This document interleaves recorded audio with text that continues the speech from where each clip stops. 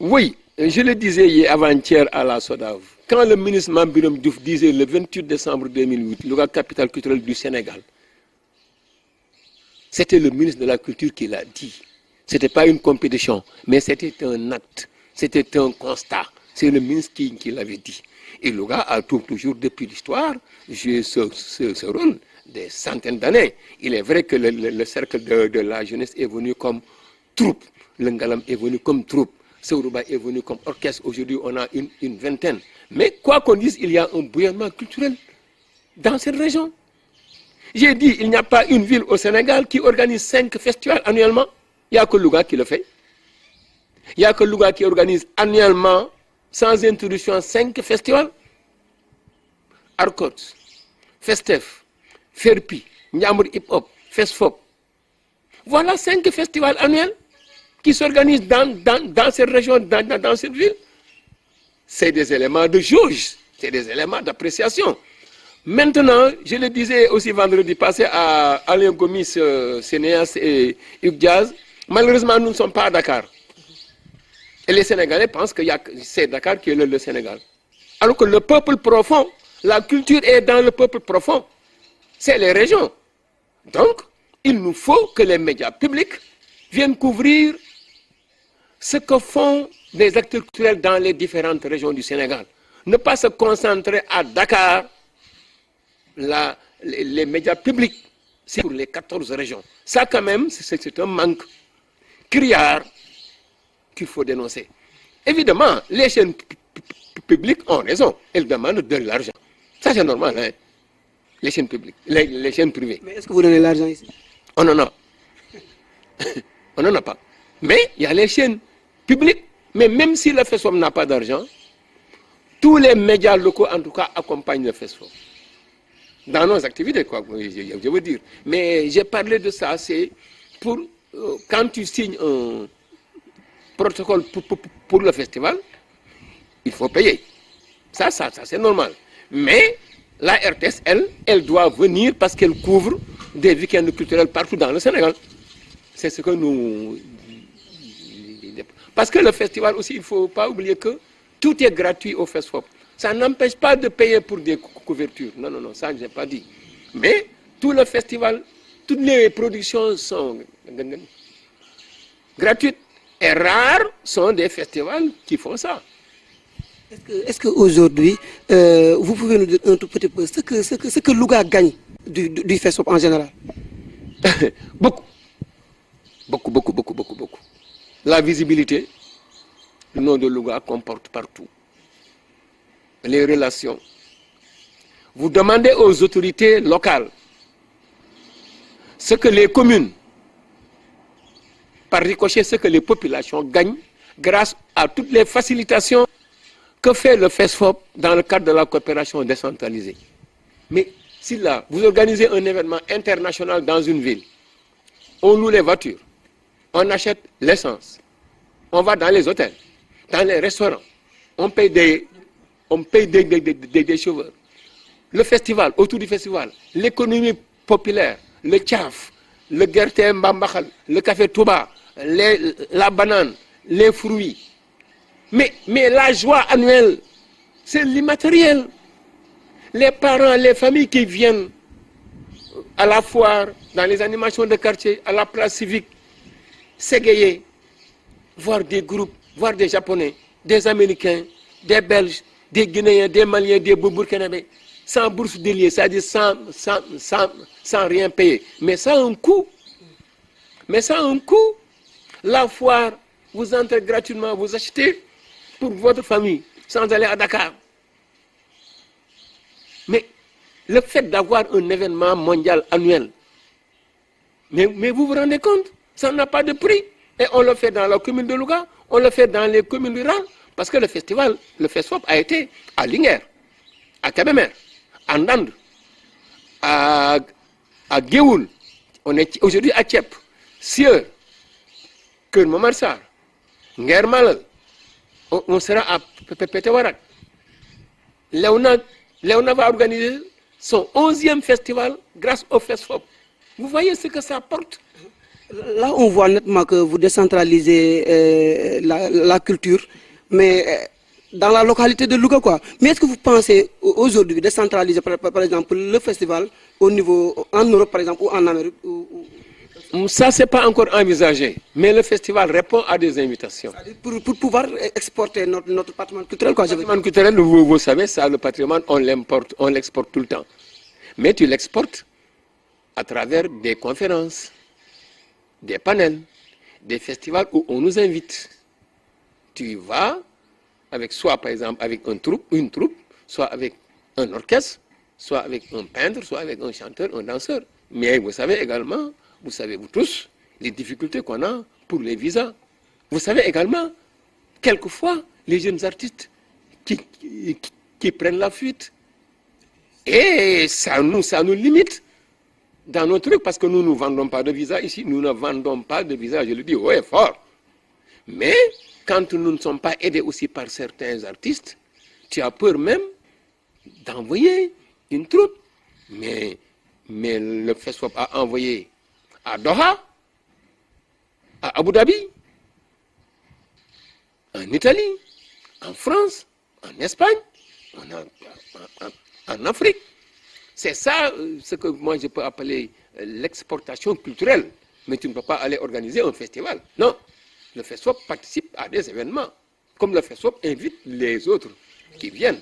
Il y a le FIT de Bamako, je me rappelle. Zakaria Niang a conduit la troupe au Mali. Je me rappelle les autres. On a envoyé 3 troupes au Mali, Qatar, Émirats, Italie, France, Espagne, etc., etc., etc. Mais c'est ça que tu peux. Mais nous ne sommes pas toujours aidés par la fuite d'artistes. Et là, tu as des difficultés pour avoir des visas, etc., etc. Mais est-ce que c'est une manière de dire aux gens que vous avez des regrets, par exemple, à l'organisation? Des regrets à quel point? Des regrets des gens qui fuient. Ah, mais ça, tu as toujours des regrets. Tu as toujours quelquefois, tu as beaucoup de gêne. Parce que nous sommes invités par des partenaires qui viennent nous voir au festival, à nos organisations, mais qui nous invitent aussi. Si certains jeunes prennent la fuite, mais ça nous gêne à tout point de vue. Mais qu'est-ce que vous voulez? Mais aujourd'hui, les artistes de Louga ont des difficultés pour sortir.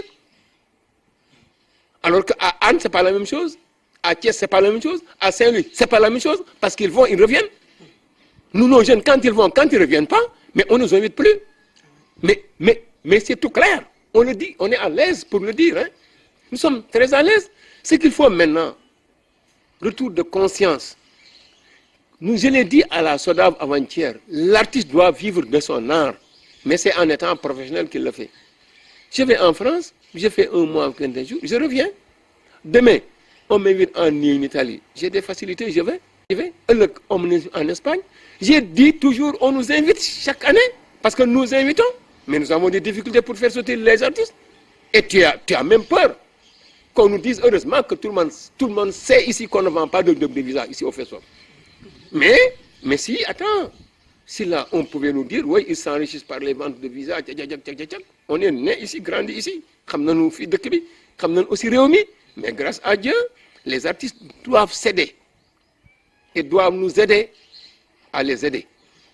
Votre mot de la fin, Président? Vous remercier et prier pour que ce site-là devienne radio-télévision. Merci. Le mot de la fin, c'est que, en tout cas, nous sommes des bénévoles au service de la communauté, sous le prisme de la culture, sous l'angle de la culture. Mais comme disait le président Senghor, la culture, levier de développement humain durable. Nous avons vu aujourd'hui les OMD, les ODD, tout tourne autour de la culture, levier de développement. Il faut qu'on y croit, qu'on croit en nos valeurs, qu'on croit en nos richesses immatérielles, mais qui dépassent le diamant ou l'or. C'est notre culture que nous devons valoriser, que nous devons davantage accompagner. La ville, la mairie, les communes rurales, le préfet qui est là-dessus, le gouverneur, les sous-préfets, les médias qui, grâce à eux, nous avons beaucoup plus de visibilité. Donc tout le monde doit concourir à ça. Les artisans, les opérateurs économiques. Avant-hier, nous avions la journée de réflexion autour de la foire économique régionale avec la chambre de métiers, la chambre de commerce et le FESFOP. Comment organiser une belle foire qui puisse donner encore beaucoup de valeur ajoutée aux artisans, aux opérateurs économiques, les artistes, les formations, les populations qui doivent s'égayer en fin d'année. Ça n'a pas de prix. Grâce à Dieu, en tout cas, nous remercions quand même le bon Dieu et nos partenaires internationaux qui nous accompagnent et qui, grâce à eux, le FESFOP aujourd'hui est à sa 18e année. Nous serons à notre 17e édition sans interruption. C'est un fait de Dieu. Nous remercions Dieu et tous les partenaires. Merci Babacar Sarr. Je rappelle que vous étiez notre invité sur www.lugawebmedia.com. Merci. Alors, Président, est-ce que vous pouvez nous parler un tout petit peu du Pressimol? Oui, le Pressimol, c'est un programme d'éducation à la citoyenneté mondiale que le FESFOP et l'ONG Défi Belgique Afrique ont mis en place, un projet mis en place depuis janvier 2017. Comme vous l'avez vu, nous avions 37 jeunes étudiants à former tous les mois. 27 jeunes Belges également étaient en formation en même temps en Belgique.